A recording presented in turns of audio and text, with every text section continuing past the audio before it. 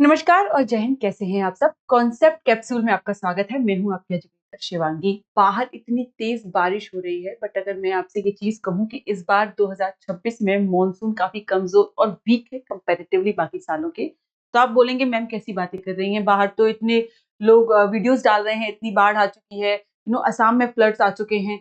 But अगर मैं बोलूं कंपैरेटिवली इस बार मॉनसून वीक है, तो मॉनसून क्या होता है, क्लाइमेट क्या होता है, सीजन क्या होता है, वेदर क्या होता है, ये सारे सवाल हमारे मन में उठने लगते हैं। हमको इनका अंतर समझ नहीं आता और इसी क्लास के थ्रू आपके सारे कॉन्सेप्ट मॉनसून से रिलेटेड क्लियर होने वाले हैं। सबसे पहले हमें जानना जरूरी है कि आखिर मॉनसून जो पार्ट है किसका, सीजन का, क्लाइमेट और वेदर, इन सब में क्या अंतर होता है। जब हम वेदर की बात करते हैं तो वेदर एक डायनेमिक सब्जेक्ट होता है, यानी कि जो बहुत तेज रफ्तार से या विजिबली अपनी आंखों के सामने आपको चेंज होता हुआ नजर आ सकता है। वेदर होता है आपके मूड स्विंग्स की तरह जो बदल सकता है। वहीं क्लाइमेट आपकी पर्सनैलिटी की तरह होता है जिसको बदलने में बहुत समय लगता है। क्लाइमेट का एक एवरेज जब हम निकालते हैं तो वो 30 साल का निकालते हैं, 30 ईयर्स का निकालते हैं। वहीं वेदर क्या होता है, जब आप सुबह उठते हैं आप देखते हैं कि मौसम हल्का ठंडा है, वहीं दिन जैसे ही बढ़ने लगता है हल्की हल्की गर्मी बढ़ने लगती है और फिर शाम को फिर से मौसम ठंडा हो जाता है। ये होता है आपका वेदर, काफी डायनेमिक, दिन ब दिन चेंज होता हुआ आपको अपनी नजरों के सामने दिखाई देता है। वहीं क्लाइमेट को ऑन एन एवरेज बनने में या चेंज होने में या उसका एक एवरेज निकालने में कि कहाँ पे किस तरह का क्लाइमेट होगा, 30 साल का एवरेज लिया जाता है लगभग मोटा मोटा। तो वो क्लाइमेट होता है जो कि आपकी पर्सनैलिटी की तरह होता है, जो थोड़ा जड़ होता है और आप उसे इतना विजिबली अपनी आंखों से नहीं देख सकते। वहीं हम बात करते हैं सीजन की। सीजन क्या होते हैं, देखिए जो हमारी अर्थ होती है, जो हमारी अर्थ है वो एक टिल्ट पे घूमती है, सीधी नहीं घूमती, एक टिल्ट पे घूमती है, रिवॉल्यूशन करती है। बच्चों को अक्सर ये कंफ्यूजन होता है कि सीजन तब बदलते हैं या ठंड तब आती है जब अर्थ सूरज से दूर चली जाती है, बट ऐसा नहीं होता। जनवरी में तो अर्थ सबसे नजदीक होती है सूरज के, लेकिन फिर भी हम यहाँ पे इंडिया में क्या महसूस कर रहे होते हैं, ठंड महसूस कर रहे होते हैं। तो क्या रीजन है हमारे सीजन्स बदलने का, वो है टिल्ट, वो है हमारा टिल्ट जो हमारी अर्थ का है। ठीक है, इस टिल्ट की वजह से क्या होता है, आप मुझे कमेंट में बताएंगे टिल्ट कितने डिग्री का होता है। चलिए लिखा हुआ है यहाँ पे 23.5 डिग्री का ये टिल्ट होता है। पृथ्वी की अक्ष झुकाव यानी एक्सियल टिल्ट की जिसे हम बात करते हैं, तो पृथ्वी ऐसे नहीं होती बल्कि हल्की सी झुकी होती है और उसी झुकाव से वो सूरज के चारों ओर घूमती है। जब वो सूरज के चारों ओर घूमती है उस झुकाव से, तो मान लीजिए अभी अभी हम ऐसे हैं और सूरज यहाँ पे है, हम पूरा घूम रहे हैं, तो जो एरिया सूरज से थोड़ा सा इधर जहां पे रोशनी कम पहुंच रही थी, गर्मी कम पहुंच रही थी, वहां पे यहाँ पे ज्यादा पहुंचेगी क्योंकि सूरज तो सेम ही है और अर्थ कैसी है हमारी, इस तरीके से झुकी हुई है। ठीक है, जब सूरज की रोशनी है यहाँ पे पड़ रही है तो आप देखेंगे यहाँ पे ज्यादा पड़ रही है, यहाँ पे कम पड़ रही है। तो जो स्लांट रेज होती है उनसे हमारे सीजन अफेक्ट होते हैं, यानी डिसाइड होते हैं कि अगर जहां पे डायरेक्ट रोशनी पहुंच रही है वहां पे जो आपको मौसम बिल्कुल समांतर देखने को मिलेंगे, जो कि हमको इक्वेटर पे देखने को मिलता है। जब इक्वेटर पे जो हमारा सूरज होता है उसकी रोशनी एकदम सीधी पड़ती है हमारी सन पे, और यहाँ पे आपको सीजन कम चेंज देखने को मिलेंगे। वहीं पे जो बाकी ऊपर या नीचे दोनों साइड यानी सदर्न हेमिस्फीयर और नॉर्दर्न हेमिस्फीयर और सदर्न हेमिस्फीयर में क्या होता है, क्योंकि रेज स्लांट पड़ती है, डायरेक्ट नहीं पड़ती, तो हमको बहुत एक्सट्रीम वेदर्स देखने को मिलते हैं और उन्हीं एक्सट्रीम वेदर्स को चेंजेस में हमको सीजन्स भी देखने को मिलते हैं। तो सीजन्स किस चीज के वजह से आते हैं, एक्सियल टिल्ट की वजह से आते हैं, डिस्टेंस की वजह से नहीं आते हैं। पहली बात तो ये कंफ्यूजन होता है। अब हम बात करते हैं किसकी, आपके सीजन्स की। तो सीजन हमको इंडिया में मोस्टली कई तरह के देखने को मिलते हैं, ऑटम हो गया, स्प्रिंग हो गया, विंटर हो गया और समर हो गया। ये हमारे मोटे मोटे हमारे जो होते हैं सीजन्स होते हैं। तो मॉनसून क्या है, बच्चों को अक्सर कंफ्यूजन होता है कि मॉनसून अगर उनसे पूछा जाए तो वो कहते हैं बारिश। मॉनसून बारिश नहीं है, बारिश मॉनसून का क्या है, रिजल्ट है। तो मॉनसून क्या है, मॉनसून एक शब्द से आया है जिसका मतलब है मौसम, जो अरब लोग कहते थे। तो जब अरब ट्रेड करने के लिए जाते थे इंडिया में, तो जब वो आते थे गर्मियों के टाइम पे, तो एक हवा होती थी जो उनको पीछे से पुश करती थी बहुत आसानी से पहुंच जाने के लिए, और फिर सर्दियों में जब वो अपने मसाले वगैरह लेके वापस आते थे तो वही सेम हवा क्या करती थी, उनको वापस मदद करती थी वापस आने के लिए। तो उन्होंने एक चीज नोटिस की कि एक हवा है जो सेम आ भी रही है और सर्दियों में वापस लौट के आती है। तो जो आपका रिवर्सल ऑफ विंड है, ठीक है, वही है आपका मॉनसून। तो मॉनसून क्या करता है, जिस रास्ते आता है वही सेम पैटर्न जो होता है उसको कंप्लीट कर देता है। इसी चीज को हम आगे देखेंगे। अगर हम बात करते हैं किसकी, गर्मी की, तो गर्मी में क्या होता है, जब आप अर्थ को देखते हैं तो अर्थ के आसपास क्या होता है, समुद्र होता है। जब जून में क्या होता है, जो आपका सन होता है बिल्कुल अर्थ के ऊपर होता है, तो क्या होने लगती है, एवोपरेशन होने लगता है, पानी गर्म होने लगता है, पानी गर्म होके ऊपर जाता है, हवा ऊपर उठती है गर्म होके, तो नीचे क्या हो जाता है, वैक्यूम क्रिएट हो जाता है। और जब नीचे वैक्यूम क्रिएट हो जाता है तो उस वैक्यूम को फिल करने के लिए जो आपके इक्वेटर से इधर की हवाएं ऊपर पहुंचने लगती है, ठीक है। खाली जगह तो नहीं छोड़ सकते, तो उस हवा को फिल करने के लिए इक्वेटर के नीचे से हवा आने लगती है, और जब वो स्पेस को फिल करने की कोशिश करती है तो हमारी अर्थ घूम भी रही है, साथ साथ में रिवॉल्यूशन भी कर रही है, रोटेशन भी कर रही है, तो हम क्या एक्सपीरियंस करते हैं, कोरियोलिसिस फोर्स एक्सपीरियंस करते हैं। वो कोरियोलिसिस फोर्स क्या करती है, इस सेम हवा का रुख बदल देती है, और ये हवा थोड़ी सी टेढ़ी हो जाती है हमारी कोरियोलिसिस फोर्स की वजह से। इक्वेटर इतना छोटा तो है नहीं, इक्वेटर तो बहुत बड़ा है, अर्थ तो बहुत छोटा सा हिस्सा है, तो आप मान लीजिए इतने बड़े इक्वेटर में जब हवा ऐसे जाना चाहती है और फिर वो ऐसे हो जा रही है, और यहाँ पे अर्थ छोटी सी है, तो पूरी हवा हमारी अर्थ को ऐसे कवर करते हुए निकलती है, ठीक है। जब पूरी हवा हमारी अर्थ को ऐसे कवर करते हुए निकलती है, ये होता है नॉर्थ, साउथ, वेस्ट और ईस्ट। हवा जाना चाहती थी ऐसे, और उसको कोरियोलिसिस फोर्स ने क्या कर दिया, ऐसे जाइए। तो जब ये हवा ऐसे जाती है तो इस हवा को हम क्या कहते हैं, साउथ वेस्ट कहते हैं, क्योंकि ज्योग्राफी में जो विंड्स जहां पहुंचती हैं वहां से उनका नाम नहीं दिया जाता है, बल्कि जहां से वो शुरू हो रही है वहां से उनका नाम दिया जाता है। तो ये देखिए विंड्स कहां से आ रही है, ये आ रही है साउथ और वेस्ट से, इसलिए इनका नाम पड़ता है साउथ वेस्ट विंड्स, समझ गए। अब ये हवाएं क्योंकि समंदर से आ रही हैं, तो इनमें क्या होता है, मॉइस्चर होता है, इनमें पानी होता है, नमी होती है, ठीक है। सेम हवाएं जब सर्दी में वापस अर्थ से समुद्र की तरफ जाती हैं, इनको हम रिवर्सल ऑफ विंड्स कहते हैं। इन्हीं में क्या होता है, ये हमारी कौन सी होती है, नॉर्थ ईस्ट मानसून में हम इनको देखते हैं। अब हमने ये देख लिया कि इनका नाम ऐसे क्यों पड़ता है, बट सबसे इंपॉर्टेंट बात ये भी है कि जो अर्थ तो इतनी बड़ी है, इक्वेटर तो इतना बड़ा है आपका, तो हवा पूरी यहाँ पे भी तो जाएगी, खाली यहाँ थोड़ी जाएगी, यहाँ भी जाएगी, तो यहाँ पे भी हवा जाती है और यहाँ पे भी जाती है, बट दोनों साइड समंदर तो अलग है। यहाँ क्या है, अरेबियन सी है, और यहाँ क्या है, बे ऑफ बंगाल है। तो इसलिए हमारी जो मॉनसून की जो ब्रांचेस होती हैं, शाखाएं होती हैं, वो दो में विभाजित हो जाती हैं। एक आपकी बनती है अरेबियन सी ब्रांच, और एक आपकी बनती है बे ऑफ बंगाल ब्रांच, जैसे कि ये दिख रही है आपको। ये नीली कौन सी ब्रांच हो गई आपकी, अरेबियन सी ब्रांच। तो ये अगर आप मान लो यहाँ इक्वेटर है, तो ये इस तरीके से एंटर करती है, ठीक है, इस तरीके से एंटर करेगी, और ये वाली किस तरीके से एंटर करेगी, इस तरीके से।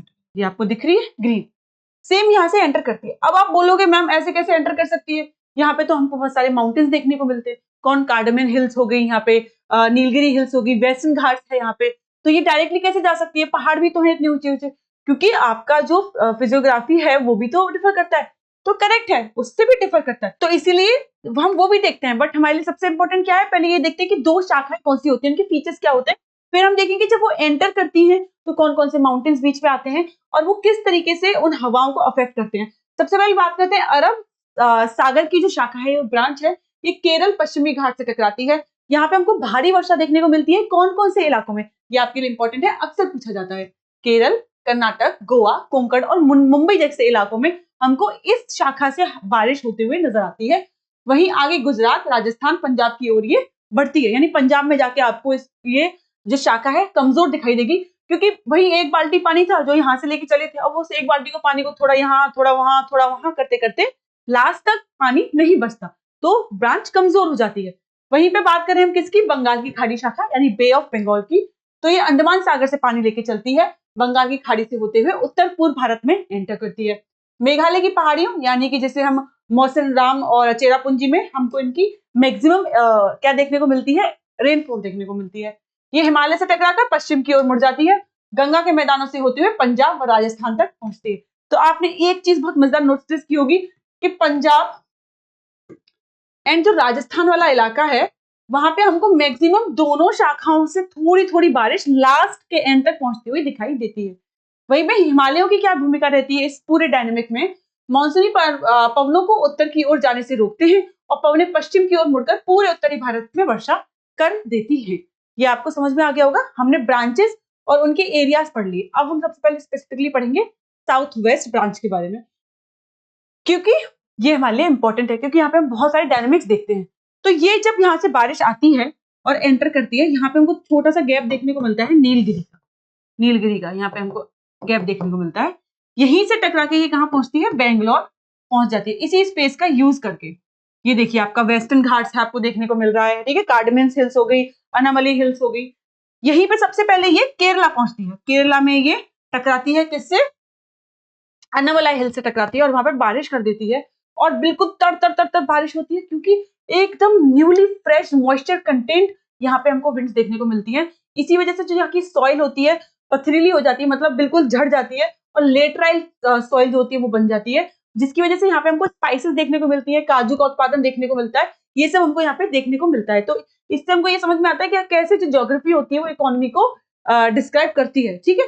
सेम इसी रास्ते से होते हुए आगे ट्रेवल करती है, गुजरात जाएगी होते हुए, एमपी होते हुए, मुंबई में बारिश कर चुकी है, ये पूरा मुंबई में बारिश कर चुकी है, इसके बाद में एमपी पहुंचती है। एमपी में हमको यहाँ विद्यांश और सतपुरा देखने को मिलते हैं, यहाँ पे बारिश मॉइस्चर फंस जाता है, यहाँ पे हमको नर्मदा में बारिश देखने को मिलती है क्योंकि नर्मदा तो वैसे भी स्लांट है, बीच में कोई पहाड़ नहीं है, डायरेक्ट ट्रेवल करती है, जहाँ नर्मदा में बारिश होती है। सेम फिर ये यहाँ पे ये ब्रांच पहुंचती है कहाँ पे, आपकी अरावली में। अब देखिए अरावली ऐसे है, ठीक है, अरावली ऐसे तो नहीं है कि बारिश आ रही है तो उसको रोक दे, ऐसे है तो ज्यादातर बारिश को ये रोक नहीं पाता है, बल्कि यहाँ पे हमको हल्का सा जो देखने को मिलता है दिल्ली की तरफ, वो क्या है हमारा यहाँ पे रायसेना हिल्स,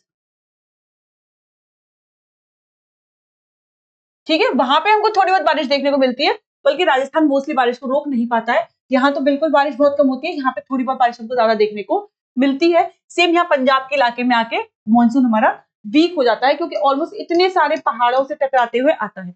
जब हम पहाड़ से कोई बारिश टकराती है तो उसमें मॉइस्चर होता है और इस इलाके में हो जाती है बारिश, लेकिन इस इलाके में बारिश नहीं होती है, इसको हम कहते हैं रेन शेडो रीजन,